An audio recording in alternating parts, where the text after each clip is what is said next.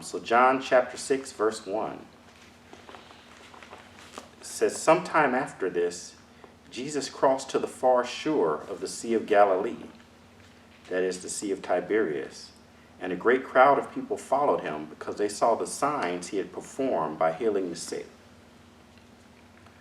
So let's see, so what are the signs they saw? Healing, right? Healing was the signs that they saw. Yeah.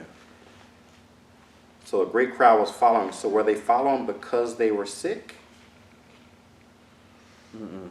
They were following, I think they followed because they heard. It says they saw the They saw. signs he had performed, so they were almost following him as a fan. Right. Yeah. Look what he did. Yeah. Right, they're following because of the signs. Yeah. Right, so they saw the signs and they're following because of it. Right. So now let's look at signs a little bit. So that's going to be one of the major themes in here is signs. So you have John 3:2, Candace? He came to Jesus at night and said, Rabbi, we know that you are a teacher who has come from God, for no one could perform the signs you are doing if God were not with him. Right. So what did the signs tell them about Jesus? That he was from God. Right. He was from God. Yeah. So they said, we know that your teachers come from God. No one could perform the signs you're doing if God were not with them. So it was the signs that he did that let them know he was from God.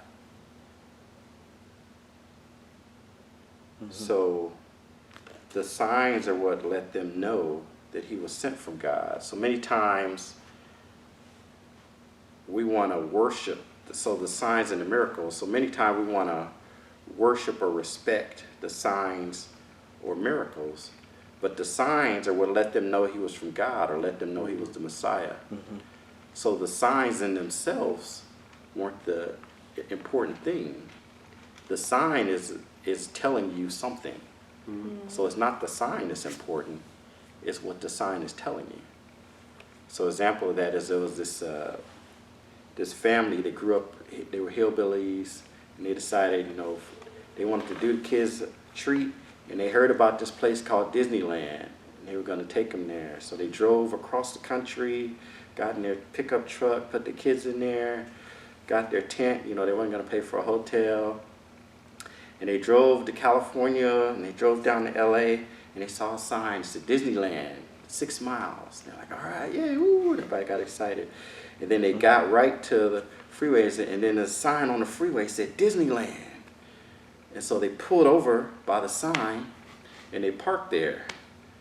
And so then they spent the weekend in the truck. They had the food and stuff next to the sign, and they enjoyed this. They had time with the family.